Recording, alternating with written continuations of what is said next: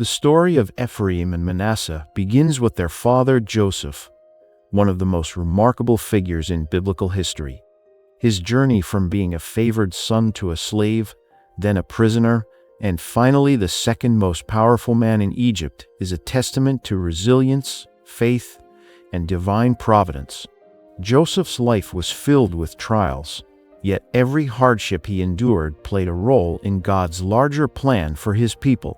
When Joseph rose to power in Egypt, he married Asenath, the daughter of an Egyptian priest, and together they had two sons, Manasseh and Ephraim. Their names carried deep significance. Manasseh, the firstborn, means God has made me forget all my troubles in my father's household. This name reflected Joseph's journey of healing. He had suffered years of betrayal, separation, and hardship. But in Egypt, he found restoration and a new beginning. Naming his son Manasseh was Joseph's way of declaring that the pain of his past no longer defined him. His second son, Ephraim, was given a name that spoke of prosperity despite suffering.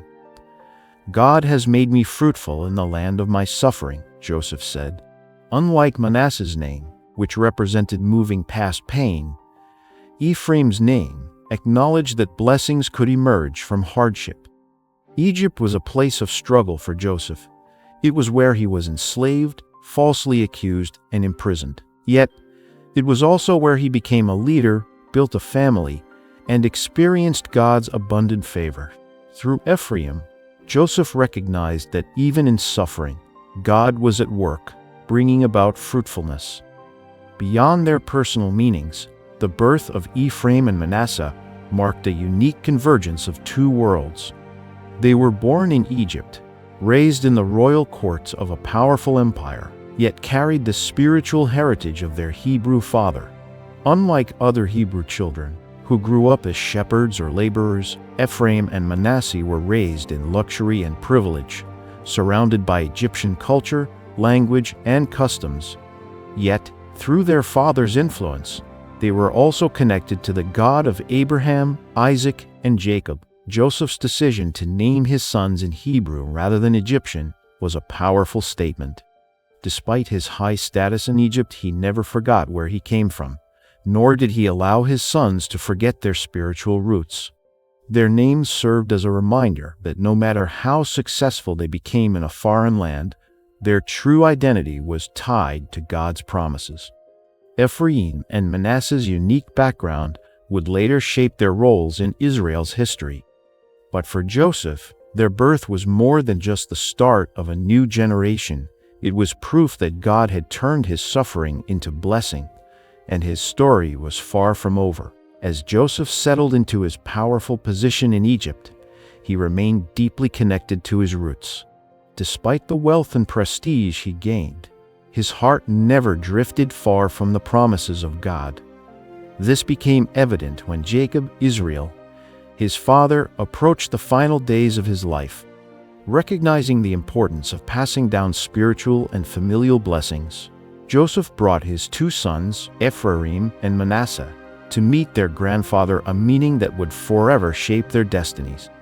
At this point, Jacob was old and physically frail, but spiritually sharp. He had lived a life filled with struggles, triumphs, and divine encounters. As he gazed at his grandsons, he saw more than just two young boys. He saw a continuation of God's covenant, a future for the people of Israel. What happened next was both unexpected and profoundly significant. Jacob did something that defied tradition. He adopted Ephraim and Manasseh as his own sons, elevating them to the same status as his direct children. This meant they would each inherit a portion of the promised land, effectively giving Joseph a double portion of the family blessing, a privilege typically reserved for the firstborn. This was no small act by making them full-fledged heirs of Israel. Jacob ensured that Joseph's legacy would be deeply woven into the future of God's chosen people. But the most surprising moment came when Jacob prepared to bless the boys. As was customary, Joseph positioned Manasseh, the firstborn, at Jacob's right hand, symbolizing greater honor, and Ephraim, the younger, at his left. However, as Jacob reached out to bless them, he crossed his hands, placing his right hand on Ephraim and his left hand on Manasseh. This went completely against tradition, as the eldest son was always given the higher blessing. Joseph, assuming his father had made a mistake, tried to correct him, saying, "Not so, my father. This one is the firstborn. Put your right hand on his head." But Jacob refused. "I know, my son. I know," he said. "Manasseh will also become great, but his younger brother will be greater than he, and his descendants will become a multitude of nations." This act of crossing his hands was not random. It reflected a powerful theme seen throughout the Bible. God often chooses the unexpected to fulfill his purposes. Just as Jacob himself had been chosen over his older brother Esau, and David, the youngest of his brothers, was chosen as king, God was demonstrating that his blessings are not dictated by human customs. Through this moment, Ephraim was given preeminence over Manasseh, and their destinies were sealed. Jacob's blessing ensured that both would play a major role in Israel's history, but Ephraim's lineage would rise to even greater prominence. This divine reversal of expectations was yet another reminder that God's ways are higher than man's, and his plans unfold in ways we may never anticipate. The blessing of Ephraim and Manasseh marked a pivotal moment in Israel's history, but their impact extended far beyond that single event. As the descendants of Joseph, they became the heads of two powerful tribes, each playing a crucial role in the unfolding story of the Israelites. Their inheritance of land and status as full tribes of Israel was unique, setting them apart from the other descendants of Jacob's sons.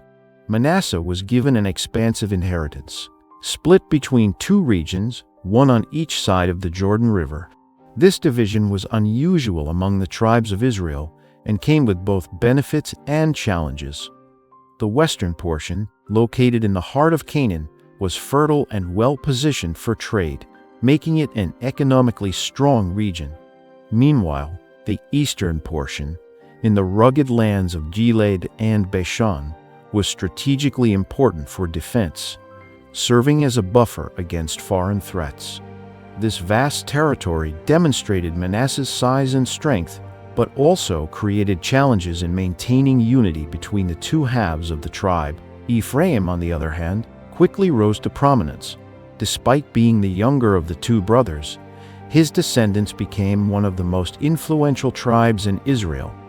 Their inheritance included some of the most historically and spiritually significant locations, such as Shechem, Mount Gerizim, and Shiloh. Shiloh, in particular, became a major religious center, housing the tabernacle and the Ark of the Covenant for centuries before Jerusalem became the nation's capital. This solidified Ephraim's leadership role in both political and spiritual matters. Ephraim's dominance was further reinforced when Joshua, the great military leader who led Israel into the Promised Land, emerged from the tribe of Ephraim. His leadership was instrumental in conquering Canaan and dividing the land among the tribes, fulfilling the promise made to Abraham. This elevated Ephraim's reputation and solidified their place as a leading force in Israel. Over time, however, Ephraim's power led to tensions with other tribes. Their central location and military strength made them natural leaders, but also bred resentment among their fellow Israelites. They were often seen as prideful and overly assertive, sometimes refusing to cooperate unless they were given a leading role. One notable example occurred during the time of the Judges, when the Ephraimites confronted Gideon after his victory over the Midianites, demanding to know why they weren't called into battle sooner. Despite these tensions, both Ephraim and Manasseh remained central to Israel's development. While Ephraim led politically and spiritually, Manasseh provided resilience and stability. Together, they carried forward Joseph's legacy, proving that God's blessings could turn suffering into strength and hardship into greatness. Their roles in shaping Israel's history were undeniable, fulfilling the prophetic blessing given by Jacob generations before. As Ephraim and Manasseh grew into full-fledged tribes, Their growing power and influence brought both opportunities and challenges. While they were among the most prosperous and militarily strong tribes in Israel, their prominence also led to rivalries, conflicts, and internal struggles. These tensions were not just political or territorial, they revealed deeper struggles of pride, unity, and faithfulness to God's covenant. One of the biggest challenges Ephraim faced was their tendency toward pride and entitlement. As a leading tribe, they expected to be consulted and included in major military and political decisions. However, their strong sense of self-importance often led to conflicts with other tribes. This was evident during the time of the Judges, when they clashed with Gideon, a leader from the tribe of Manasseh. After Gideon defeated the Midianites, the Ephraimites were furious that they had not been called to battle earlier. Though Gideon responded with diplomacy and humility, the incident highlighted Ephraim's ongoing struggle with arrogance. This pattern repeated during the time of Jephthah, a judge from Gilad, part of Manasseh's eastern territory. After Jephthah led a successful campaign against the Ammonites, the Ephraimites once again confronted him, accusing him of acting independently. However, this time, the conflict escalated into a full-blown civil war, resulting in a devastating loss for Ephraim, with thousands of their men being killed. This intertribal war was one of the darkest moments in Israel's history and demonstrated how pride and rivalry could lead to destruction rather than unity. Meanwhile, Manasseh's biggest challenge was their geographical division. Unlike other tribes, Manasseh's land was split between two regions, one on each side of the Jordan River. The western half, located in the heart of Canaan, was more connected to the rest of Israel, while the eastern half was isolated and exposed to foreign threats. This made communication and cooperation between the two halves difficult, and at times, the eastern Manassites struggled to maintain their identity and unity with the rest of Israel. Despite these struggles, both tribes remained central to Israel's story. Ephraim, with its leadership and military strength, often set the direction for the nation, while Manasseh, with its resilience and strategic positioning, played a key role in defense and stability. However, their challenges serve as an important lesson: greatness without humility can lead to division, and power without unity can lead to downfall. The conflicts between Ephraim and Manasseh reveal the complexities of leadership, identity, and pride. Their rivalries, territorial struggles, and internal tensions reflect the broader human tendency to prioritize status over unity. Yet, their roles in Israel's history remained vital, proving that even amidst challenges, God's blessings and promises continued to unfold. As the centuries passed, Ephraim and Manasseh continued to play vital roles in Israel's history, but their growing power came with increasing spiritual challenges. What had started as a divine blessing and elevation eventually turned into a cautionary tale of pride, disobedience, and exile. The same tribes that once stood as symbols of God's favor and strength became examples of what happens when a nation turns away from its covenant with God. The prophets of Israel, particularly Hosea, Isaiah, and Ezekiel, spoke frequently about Ephraim's downfall. Hosea, who preached to the northern kingdom of Israel, often used Ephraim as a representation of the entire nation, warning that their arrogance and idolatry would lead to their destruction. He described Ephraim as a dove, easily deceived and senseless, constantly turning to foreign alliances like Assyria and Egypt instead of trusting in God. This misplaced faith in human power, rather than divine protection, led them into a dangerous path of political instability and spiritual corruption. Similarly, Isaiah warned that Ephraim's leadership in the north was doomed to fail. In Isaiah 7, the prophet spoke of the alliance between Ephraim and Syria against Judah, a desperate move that would ultimately lead to Ephraim's destruction. Despite these warnings, the people continued to ignore God's call to repentance, leading to one of the most devastating moments in Israel's history, the fall of the northern kingdom. In 722 BC, the Assyrian Empire invaded Israel, capturing Samaria, the capital of the northern kingdom, and scattering the 10 tribes, including Ephraim and Manasseh, across foreign land. This event fulfilled the warnings of the prophets. The people who had once been chosen for greatness were now exiled, lost among the nations. This marked the beginning of the mystery of the lost tribes of Israel, as many of their descendants were assimilated into other cultures, never to return to their homeland. However, despite the judgment and exile, the prophets also spoke of hope.